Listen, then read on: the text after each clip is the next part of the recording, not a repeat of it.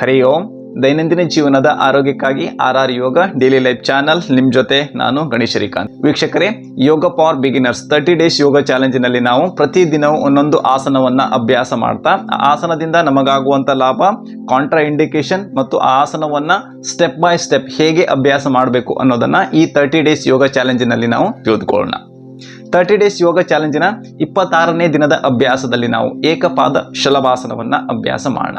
ಈ ಏಕಪಾದ ಶಲಭಾಸನವನ್ನು ದಿನನಿತ್ಯ ಅಭ್ಯಾಸ ಮಾಡೋದರಿಂದ ಕೆಳಬೆನ್ನು ಹಾಗೂ ತೊಡೆಯ ಸ್ನಾಯುಗಳನ್ನು ಬಲಪಡಿಸಿ ಬೆನ್ನು ನೋವನ್ನು ಕಡಿಮೆ ಮಾಡಿಕೊಳ್ಳಲು ಸಹಾಯವಾಗುತ್ತೆ. ಹಾಗೆ ಸಯಾಟಿಕ ಪೇನನ್ನು ಕೂಡ ಈ ಆಸನದಿಂದ ನಾವು ಕಡಿಮೆ ಮಾಡಿಕೊಳ್ಬೋದು. ಮತ್ತು ನಮ್ಮ ಹೊಟ್ಟೆಯ ಸ್ನಾಯುಗಳನ್ನು ಚುರುಕುಗೊಳಿಸಿ ಸಂಪೂರ್ಣ ದೇಹಕ್ಕೆ ರಕ್ತ ಸಂಚಾರವನ್ನು ಹೆಚ್ಚಿಸಲು ಈ ಆಸನ ಉತ್ತಮವಾದ ಆಸನವಾಗಿದೆ.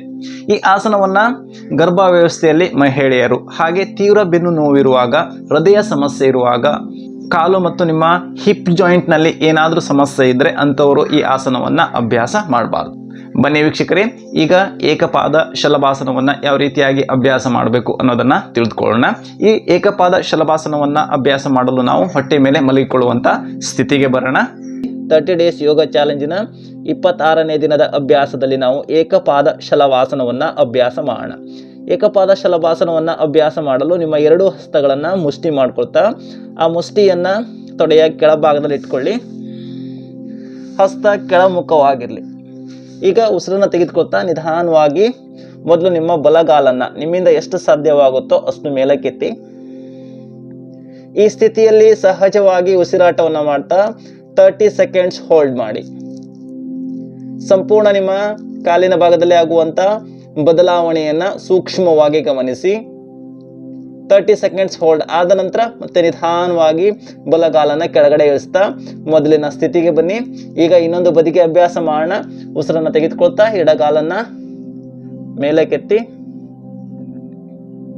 ಸಹಜವಾದ ಉಸಿರಾಟದೊಂದಿಗೆ ಈ ಸ್ಥಿತಿಯನ್ನು 30 ಸೆಕೆಂಡ್ಸ್ ಹೋಲ್ಡ್ ಮಾಡಿ.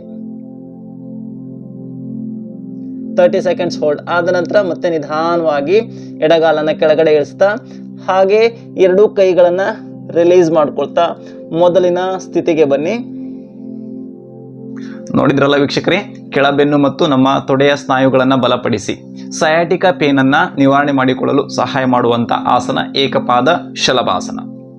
ಈ ಏಕಪಾದ ಶಲಭಾಸನವನ್ನು ದಿನನಿತ್ಯ ಅಭ್ಯಾಸ ಮಾಡ್ತಾ ನಿಮ್ಮ ದೇಹವನ್ನು ಆರೋಗ್ಯವಾಗಿಟ್ಕೊಳ್ಳಿ ಅಂತ ಹೇಳ್ತಾ ಇವತ್ತಿನ ಈ ವಿಡಿಯೋವನ್ನು ಮುಗಿಸ್ತಾ ಇದ್ದೀನಿ. ಈ ವಿಡಿಯೋ ನಿಮಗೆ ಉಪಯುಕ್ತ ಎನಿಸಿದರೆ ಲೈಕ್ ಮಾಡಿ, ಶೇರ್ ಮಾಡಿ, ಹಾಗೆ ನನ್ನ ಚಾನಲ್ನ ಹೊಸಬರು ನೋಡ್ತಾ ಇದ್ದರೆ ಸಬ್ಸ್ಕ್ರೈಬ್ ಮಾಡ್ಕೊಳ್ಳಿ.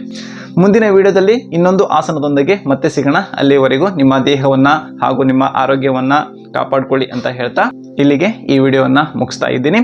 ಹರಿ ಓಂ ತತ್ಸತ್.